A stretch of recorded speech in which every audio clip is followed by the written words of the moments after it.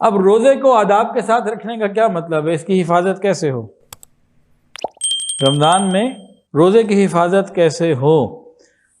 جب ہم روزہ رکھیں تو صرف کھانے پینے سے بچنے کا نام روزہ نہیں ہے.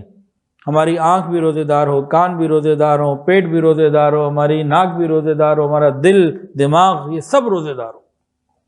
مزہ تو تب ہے کامل روزے سے ہوں تو پھر معاملہ بنے گا. نبی علیہ السلام نے فرمایا روزہ آدمی کے لیے ڈھال ہے جب تک کہ اسے پھاڑ نہ دے. پوچھا گیا پھاڑنے سے کیا مراد؟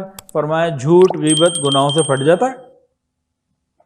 اب اس میں دو باتیں آ گئیں. پہلی بات، روزہ آدمی کے لیے ڈھال ہے. بھئی ڈھال کس چیز سے ڈھال ہے بتائیں؟ گناہوں سے ڈھال ہے، ٹھیک ہے. اور روزہ ڈھال ہے، روزہ اللہ تعالیٰ کی ناراضگی سے ڈھال ہے، روزہ یہ خوف کی حالت سے ڈھال ہے، روزہ فقر سے ڈھال ہے، روزہ فکروں سے ڈھال ہے، روزہ جہنم کی آگ سے ڈھال ہے، قبر کے عذاب سے ڈھال ہے، قیامت کی سختیوں سے ڈھال ہے، ہر بری چیز سے ڈھال ہے. یہ تو روزہ ڈھال ہے. اور آگے کیا فرمایا دوسری بات؟ جب تک توڑ نہ ڈالے، پھاڑ نہ ڈالے. یعنی بندہ خود پھاڑتا ہے. اللہ نے تو ڈھال دے دی، پھاڑتے ہم خود ہیں. اور پھاڑتے کیسے ہیں؟ گناہوں سے پھاڑتے ہیں. نبی علیہ السلام نے یہاں تک سمجھا دیا کہ بہت سے روزے دار ایسے ہیں انہیں بھوک اور پیاس کے سوا کچھ نہیں ملتا روزے سے. اور کتنے ہی تہجد پڑھنے والے ایسے ہیں کہ ان کو رات جاگنے کے سوا ثواب میں سے کچھ نہیں ملتا. یہ کون ہے؟ روزہ بھی رکھا، رات کو جناب جو ہے وہ رمضان فیسٹیول اور وہ کیا ہوتا ہے رمضان میں ٹی وی کے اوپر رمضان ٹرانسمیشن، وہ سب بھی دیکھ لی تو روزے کا تو ثواب گیا. غیر محرم کو بھی دیکھا، میوزک بھی سنا، تو اب روزے کے ثواب سے ہاتھ دھو لیے، روز وہ نہیں ملتا ثواب.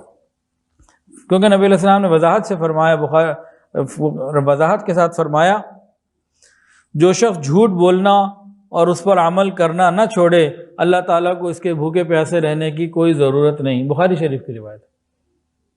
یعنی غلط کام نہ چھوڑے تو اس کا کوئی فائدہ نہیں. اسی طرح فرمایا کہ روزہ صرف کھانے پینے سے بچنے کا نام نہیں، یہ لغو، فحش اور غلط باتوں سے بچنے کا نام ہے.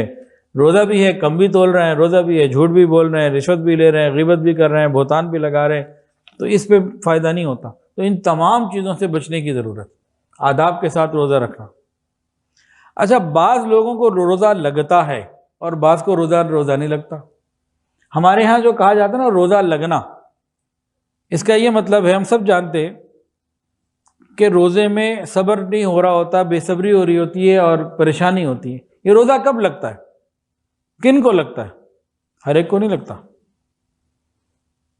یہ جو اللہ والے آدھی روٹی کھا کے روزہ رکھ لیتے ہیں ان کو تو نہیں لگتا. حدیث سے جو ثبوت ملتا ہے وہ یہ ہے، جو نیکی، تقوی اور پرہیزگاری کے ساتھ روزہ رکھتے ہیں ان کو روزہ نہیں لگتا، ان کے لیے آسانی ہوتی ہے، روحانی طور پر اللہ ان کو ہمت دیتے ہیں. اور جو روزہ رکھ کے بھی نافرمانیوں میں ڈوب جاتا ہے اس کو بھی روزہ لگتا ہے. نبی علیہ السلام کے زمانے میں 2 عورتوں نے روزہ رکھا، اتنی بھوک سے نڈھال ہو گئیں کہ مرنے کے قریب ہو گئیں. نبی علیہ السلام کو بتایا گیا، آپ نے بلوایا، کہا قے کرو.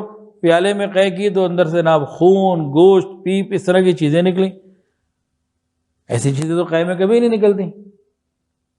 نبی علیہ السلام نے فرمایا یہ غیبت کر رہی تھیں، یہ دوسروں کا گوشت کھا رہی تھیں، وہی باہر نکلا. تو یہاں سے علماء فرماتے ہیں کہ روزہ اگر آداب کے ساتھ رکھیں گے تو نہیں لگے گا، روزے میں گناہ ہوں گے تو روزہ لگے گا. تو اس لیے اچھے واقعات کیوں پیش آئے؟ تاکہ مثال بنے اور ہم عبرت حاصل کریں اور ہم ٹھیک ہو جائیں. تو روزے کی حفاظت کرنا، آداب کے ساتھ روزہ رکھنا، 4 باتیں تھیں نا. روزے آداب کے ساتھ رکھنا، اور دوسری بات رمضان مبارک کا احترام کرنا. ایک کتاب ہے نزہۃ المجالس، اس میں ایک عجیب واقعہ لکھا ہوا ہے. ایک مجوسی تھا، آگ کو پوجنے والا، تو اس کا انتقال ہو گیا. شہر کے ایک بڑے عالم دین نے اس مجوسی کو جنت میں ٹہلتے ہوئے دیکھا کہ جنت میں مزے کر رہا ہے خواب میں.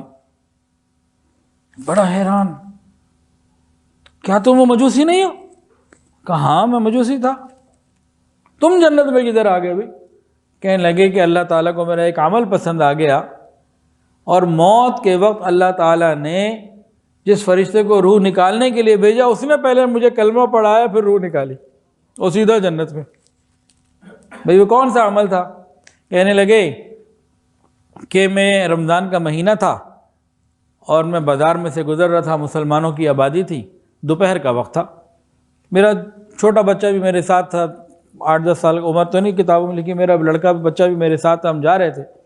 اس نے رمضان کے مہینے میں دوپہر کے وقت میں کچھ کھلے بازار کچھ کھایا پیا، کچھ کھانے لگا، میں نے اس کو تھپڑ مارا، غصہ کیا، ناراض ہوا، کیا کر رہے ہو؟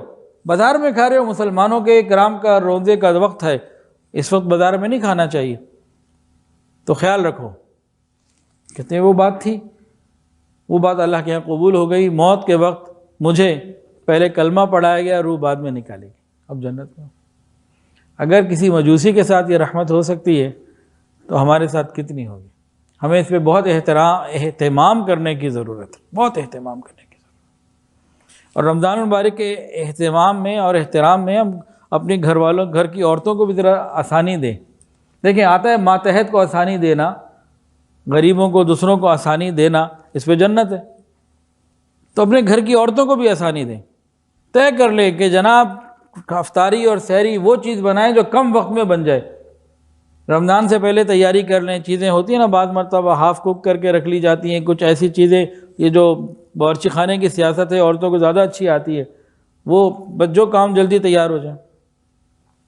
ایک مرتبہ میں ایک گھر میں گیا تو انہوں نے میرے اکرام میں جناب آگے کیک بنا کے لا کے رکھا، اور بڑے شوق سے جو ہے نا گھر والوں نے بتایا کہ جی یہ جو اوپر خاتون ہے انہوں نے آپ کے لیے بنایا ہے، اور اس میں کو 5-6 گھنٹے لگے۔ میں نے ہاتھ بھی نہیں لگایا، میں نے کہا جی مجھے یہ نہیں کھانا۔ 5 گھنٹے ایک کیک بنانے پہ لگا دیے، اتنا ذکر بھی کیا تھا، مراقبہ بھی کیا،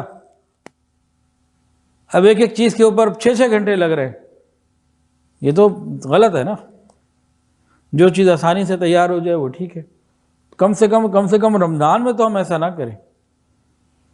تو سحری افطاری میں وہ کام جو آسانی والا ہو، بھئی انہوں نے بھی روزہ رکھنا ہے تو ان کی عبادات میں آپ معاون بنیں اور آسانی کا سلسلہ رکھیں۔